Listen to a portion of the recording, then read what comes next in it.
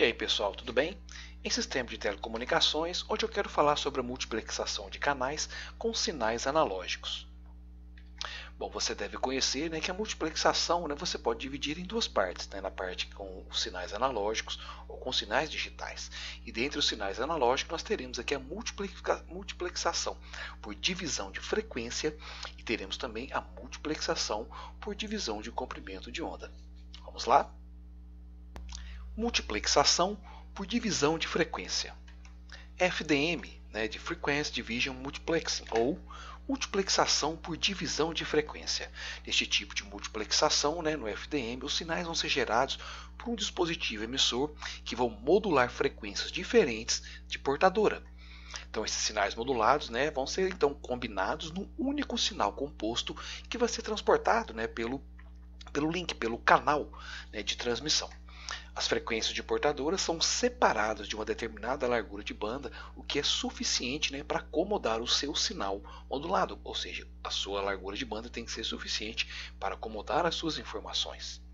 Temos aqui uma representação geral de uma multiplexação do tipo FDM, onde um mux de N linhas de entrada, N canais, irá transmitir N frequências, e o demultiplexador irá receber essas N frequências e irá direcionar para suas linhas de saída. Então, de modo geral, esses intervalos de largura de banda são os canais que, através deles, onde você transfere, você envia as suas informações. São os canais que vão trafegar as suas informações. Normalmente, por segurança, esses canais terão uma faixa para que, neste caso, o sinal não se sobreponha. Essas faixas são bandas de proteção. Então os canais vão ser separados por faixas de largura de banda não utilizadas. Simplesmente serão consideradas faixas de proteção, faixas para que evitem que o seu sinal seja sobreposto. Vamos ver de modo geral como é o processo para a geração de uma multiplexação em frequência. Então, cada fonte vai gerar um sinal em um determinado intervalo de frequência similar. Então, você terá diversos sinais analógicos na sua banda base, normalmente na sua frequência em torno aí de frequência de voz. Bom, dentro do multiplexador, na primeira etapa de entrada do seu FDM, esses sinais similares de banda base vão ser modulados em frequências diferentes, F1, F2 e F3, por exemplo. Então você terá um modulador que irá aplicar uma portadora a cada um dos seus sinais analógicos em banda base. Com isso você terá diferentes sinais. Esses sinais deverão então ser combinados num somador, gerando então um único sinal composto que vai ser então enviado pelo seu meio de comunicação. Do outro lado você irá receber o sinal. Então lá no seu demultiplexador você terá uma série de filtros que tem que separar os sinais multiplexados para que você possa obter então os seus sinais componentes, os seus sinais constituintes, ou seja, para que você possa separar os seus canais. Então na entrada do FDM, você fazendo aqui do seu demux, você terá um filtro, ou melhor, diversos filtros que irão separar as suas diversas portadoras. E com isso, através de uma demodulação, de acordo com a sua portadora, você poderá então finalmente separar cada um dos seus sinais que vieram multiplexados em frequência.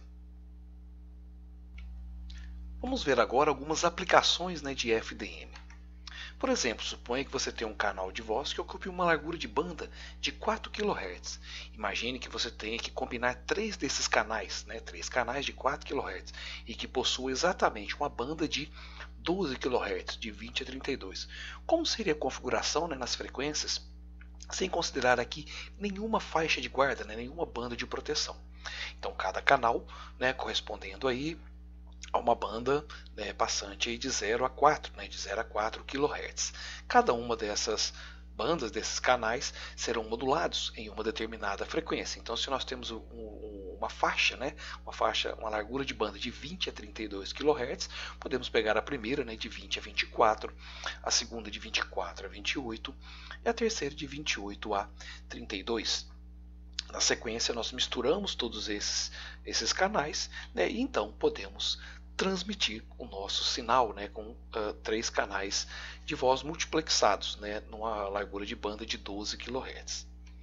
Bom, as companhias telefônicas, de modo geral, né, para maximizar a eficiência, elas utilizam, né, a multiplexação aí, né, de sinais de linha de baixa largura de banda em linhas com maior largura de banda.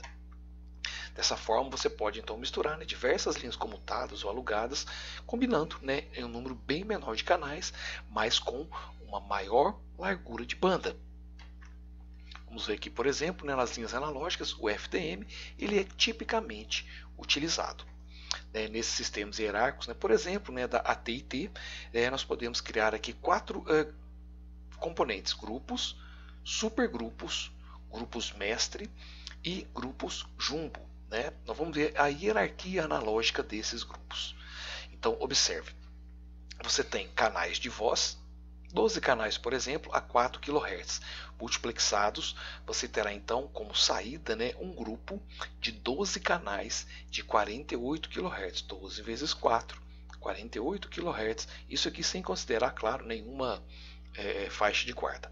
Depois, né, você continua a sua multiplexação, utilizando aqui 5 grupos, né? E com esses 5 grupos você forma um supergrupo. Então 5 vezes 48 kHz está aqui uma largura de 240 kHz com 60 canais. Depois você pega e multiplica por 10, criando então supergrupos. E depois, né, 6 grupos, né, de supergrupos, completando aqui então, né, o grupo jumbo, né?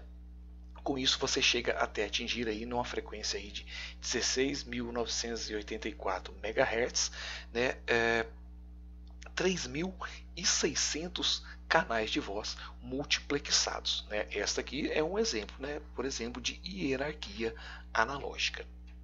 Outra aplicação também para FDM, né, é o rádio, né, o tradicional rádio, né, da AM, da amplitude modulada, ou da FM, né, da frequência modulada. O rádio, de modo geral, ele usa o ar, né, como meio de transmissão. Então, uma faixa especial de frequências, né, de 530 a 1700 kHz é reservada, por exemplo, né, para as rádios de amplitude modulada, a rádio AM. E cada estação AM tem que ter aí uma largura de banda de 10 kHz. Então, o espectro, né, na alocação aqui de bandas, né, de largura de banda para o sinal AM, né, você tem aí o espectro de 530 a 1700 kHz. E a largura de banda para cada canal é de 10 kHz com a frequência central para a sua portadora. Então é óbvio que esses sinais, né, estão multiplexados, né, para que o seu receptor, né, tenha filtros para que você possa então sintonizar, né, determinada portadora.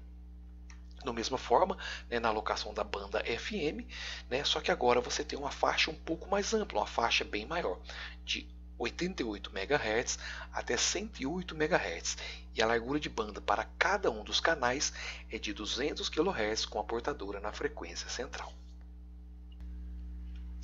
Multiplexação por divisão de comprimento de onda. Bom, WDM, né, Wavelength Division Multiplexing, ou multiplexação por divisão de comprimento de onda. A ideia do WDM, né, foi desenvolvida para permitir a utilização da máxima capacidade de transmissão de dados através, né, da fibra óptica. A taxa de transmissão, né, nesses cabos é extremamente elevada, né, muito maior, né, que a taxa de transmissão nos cabos metálicos. Então, usar um cabo de fibra óptica, né, para uma única linha, né, desperdiça largura de banda, já que você tem essa alta capacidade.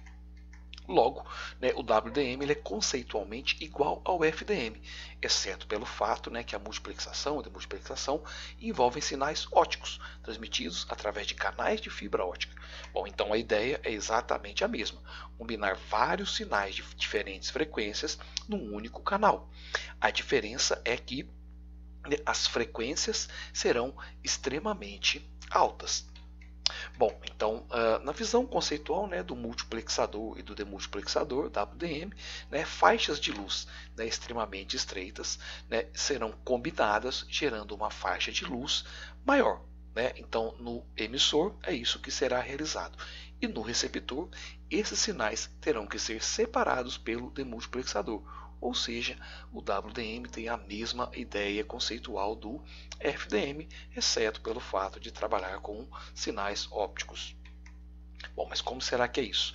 Essa tecnologia pode parecer complexa, mas a ideia básica é até simples.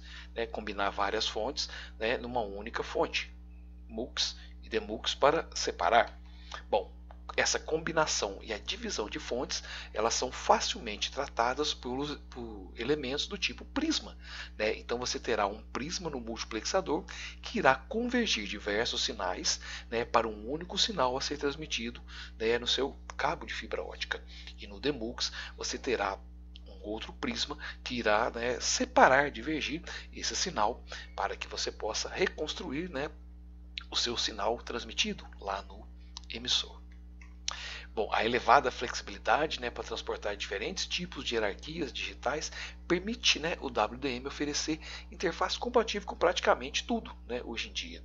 Entre elas, redes de transmissão SONET, PDH, SDH, redes multisserviços ATM, IP, Frame Relay, redes de dados de computadores de grande porte, Fast Ethernet, Gigabit, interface SCOM, FICOM, Fiber Channel, entre outras, aplicações em áudio, enfim, a fibra ótica cada vez mais está sendo mais aplicada em todos os segmentos.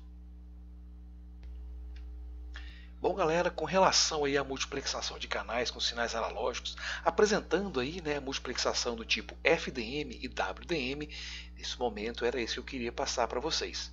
Que todos estejam bem, um forte abraço a todos e até o próximo vídeo, pessoal.